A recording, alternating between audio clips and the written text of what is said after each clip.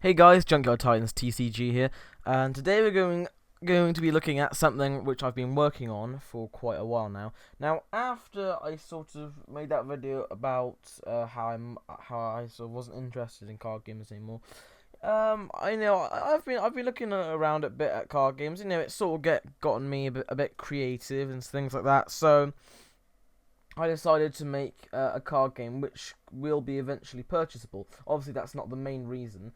The main reason is for me to have my own personal card game, because I'm going to be creating this with the Game Crafter, and they basically you upload your designs and then you can print, and then you can buy it, and then yeah, you can, and they basically it's like they print them with like actual sort of trading cards sort of materials and stuff like that. Very, very professional sort of stuff. And you can also decide to sell your game as well. So this is, first of all, this entire game is going to be called Beyond the Realm, and it is so Beyond the Realm is going to be a really cool game. I'll probably do a lore video on it as well, because it has quite a lot of back lore which I've been figuring out, and it's a game where for like a small portion of what's happened. Okay, so it's based in the medieval times, and a realm portal a realm gate has opened up, and that gate leads to leads to 5 other different realms. However, they don't know that yet. The main planet is Gladio, and that is the planet of where all the humans reside. Apart from this card on the screen here, which is a human, but it resides in I'm forgetting the names here, but I think it's like Nezroth. That's like that's the land of the dragons, and that's actually the first set for this trading card game as well. The trading card game is called Beyond the Realm, and the first set is entitled Awakening of Zykrun. And Zykrun's this giant dragon dude who was frozen in time for millenniums after trying to overthrow Nezroth and take over all of its kingdoms for himself. However, he fell into what's called a time shift, which is basically a portion of land where time does not flow. So there's no past, no present, or future, and he fell into that. Okay, and so he was basically frozen in time. But for some reason now, even I don't know now, because I haven't thought of the story behind it. But now he's awakened again, and he's somehow broken free from this time shift, and he is out to take over not only Nezroth but all of the realms, seeing as before he was imprisoned, there was no such thing as a realm gate. But yeah, I'll do like a big lore video afterwards, which is pretty cool. Anyway, let's get into cards. So this is how cards work. Cards have gold costs, attack power, and defense power. The red little thing is attack power, shield is defense power. And what gold is, so if you've ever played anything like Hearthstone, once per turn you will gain gold on your turn. So like each player will start off with 1 gold, then on the next turn they'll gain 2 gold, then the next turn they'll have 3 gold, 4 gold, etc., to a maximum of 10 gold. And then you can play cards which cost different amounts of gold. So for example, the Dragon's Apprentice costs 5, and then they also have attack power and defense power. It's sort of like Yu-Gi-Oh! However, the defense isn't really defense, it's more of health. So when you attack something, for example, this guy has 1 attack power and 7 defense power. If he attacked himself, which you can't do, by the way, but if he attacked himself, that would deal 1 damage, and then his defense power would be 6 then. So yeah, and once it hits 0 defense power, then it will die. Anyway, so this is like a little card here. So it has a card type and then a card subtype. So this is the card type unit and the card subtype human. So it's a human unit. This little gem in the top right is its rarity. There are I think 5 rarities including common, which is common, rare, super, ultra, and mythical. Mythical, I'm not sure what I'm going to do for that yet, but they all have different coloured gems in the top right. So grey is common, green is rare, goldy, sort of yellow is super, purple is ultra, and red is mythical. And you'll also be able to tell if they're rare or not by the colour of their name, the card's name as well. So yeah. So far, I haven't made a mythical card yet. The only one I have is the ultra. But yeah, so they're not called ultra rare or super rare. They're just called super and ultra. So yeah. So this is the first card. So when you play this guy, he costs 5 gold. At the start of your second turn after this unit was played, if this unit is still alive, you can kill this unit. Well, it just says kill this unit, and then you can call a dragon type unit from your deck that costs 7 or less. So call is sort of like a summon. So you call a dragon type unit from your deck. You summon a dragon type unit from your deck, which has cost 7 or less. When it means cost something, that means how much gold it costs. So if it costs 7 or less, that means the gold cost for that dragon would have to be 7 or below. So next card, we have Porky the Knight. Now, one thing I will remind everyone is that all of the artworks for this card game will be hand drawn, which I think is sort of cool. Because in the hand drawn, they're taking a picture of, uploaded to Photoshop, and I'll edit them all in there. So this card's a rare. This is Porky the Knight. You can also tell which realm they come from by the background color. So this one's orange. That means they come from Nezroth, which is the dragon realm, and blue is the human realm of Gladio. Yeah. So also all cards have a little ID here, which will come in handy at some point. So yeah. So Porky the Knight is a 3-cost gold. He's a rare though because he has a pretty cool ability. He has one attack power, so it's not very good, and 5 defense power. Now, once per turn, during any player's turn, you can spend 1 gold. So this is with remaining gold. So say if you have 5 gold, you spend 3 gold on Porky, and then because you only gain the gold back on the start of your turn. So if you have 2 gold left, you could use this ability, if you know what I mean.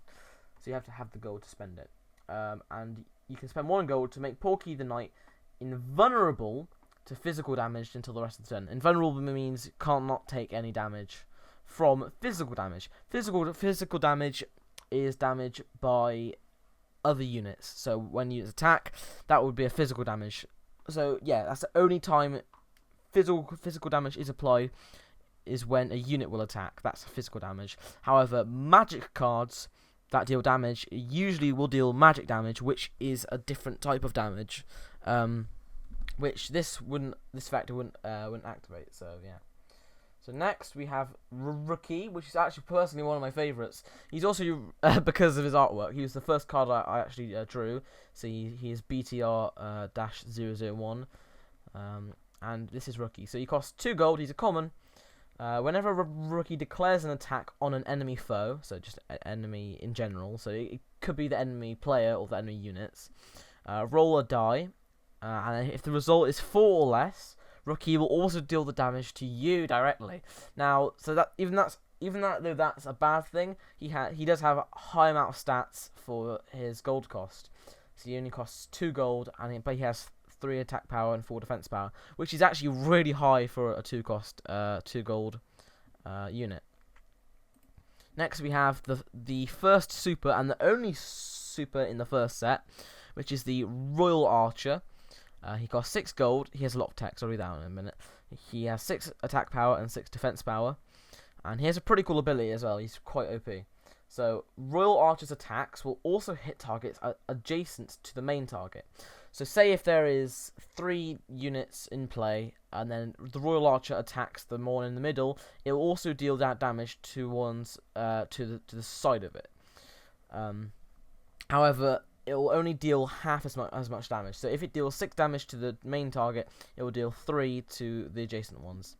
However, if there are no adjacent targets at all, so if there's only 1 minion in play, the bonus to damage from the which would have attacked the adjacent ones will actually attack your opponent directly instead. Also, Royal Archer will not take return damage when he attacks. So this basically means When you attack a enemy unit, and say the enemy unit has 3 attack and 6 health, for example, if the Royal Archer attacked this without this extra ability, then the enemy unit would die, and the enemy unit would also deal return damage to the Royal Archer, dealing his attack power to Royal Archer, bringing him down to 3 defense power. So it might be a little bit complicated at first, but you should get it. But because of this ability, he does not take return damage. So when he attacks, he will stay on his normal health. However, he obviously can be attacked though. But yeah, he's very, very strong. Now, this guy is Zykrun, the Dragon Tyrant. Now, this guy's card art is it goes like over the layout of the card, which I thought was pretty cool. But yeah, this is Zykrun, the Dragon Tyrant. He's personally my favourite card in the whole game at the moment, because he's the most powerful and he's really cool as well. So it's purple. This is the only Ultra in the set and the highest rarity card I've made so far. BTR06. He comes from Nezroth as usual. So this is the big guy. So I'm just gonna remind you, all the cards will be hand drawn. I did draw this myself. As you might notice, there are quite a lot of like little pen lines, things like that. But yeah, I absolutely love this guy. I think he just looks really cool. Anyway, so apart from his cool looks, he has 10 attack power and 8 defense power. He costs 10 gold, which is the maximum. So you have to spend an entire turn just to play him. But he has a really, really good ability if your opponent plays dragon cards. When Zykrun is played, any dragons on the battlefield switch to your control until the end of the turn, meaning they can attack as well. So you will control them until the end of the turn. And then if they're not dead, then they'll just go back to your opponent. Additionally, Zykrun cannot take physical damage from dragon-type units. So that's why he has low defense power, because he's going to take quite a lot to kill. But he's really strong though. But yeah, so that is the unit cards. Next, I will be back with you with the item cards. Alright, so here these are the item cards. I'm gonna go over these quite quickly because we've been recording for 12 minutes already. This is the training shield, 1 gold common, quite simple. So it's an item, which means you can equip it to a unit, any unit whatsoever, unless the effect states otherwise. The equipped unit gains 1 defense power, so basically it gives you 1 more health, and additionally the training sword, which gives them 1 power. And finally, for the 2 magic cards I've made so far, we have Dragon Egg, which is a 2 gold card. It's a magic castable, meaning you just play it and the effect happens instantly. There are some other ones which I'm going to make as well. Yeah, so the Dragon Egg is really good in this deck because you can call a Dragon type unit from your deck that costs 4 or less. So on turn 2, you can have a 4 cost Dragon out, which is really, really strong. And then also, finally, the rare for the magic cards is the Dragon's Breath, which costs 4. It's another castable. If you control a dragon type unit, deal magical damage. So this is what I talked about earlier. So this does not. This is magical damage. This is a different type of damage than physical damage. Deal magical damage to any character equal. So any character. So it can be your opponent directly or any sort of enemy unit. Equal to the dragon's attack power. Yeah, so if you have Zykrun out, you use this, it will deal 10 damage to whoever, which is really strong. If you control multiple dragon-type units, though, the one with the highest base attack power is chosen. Anyway, that should be it for now. I don't think I have anything else to show you apart from the logo. Let me show you that real quick. Ta-da! Oh, this is really pixelated. That's better. Beyond the Realm. Okay, so that's it. Today, I need to end this now, otherwise I'm going to go over the YouTube minute limit. And yeah, so thanks for watching. I'll see you next time. Bye bye.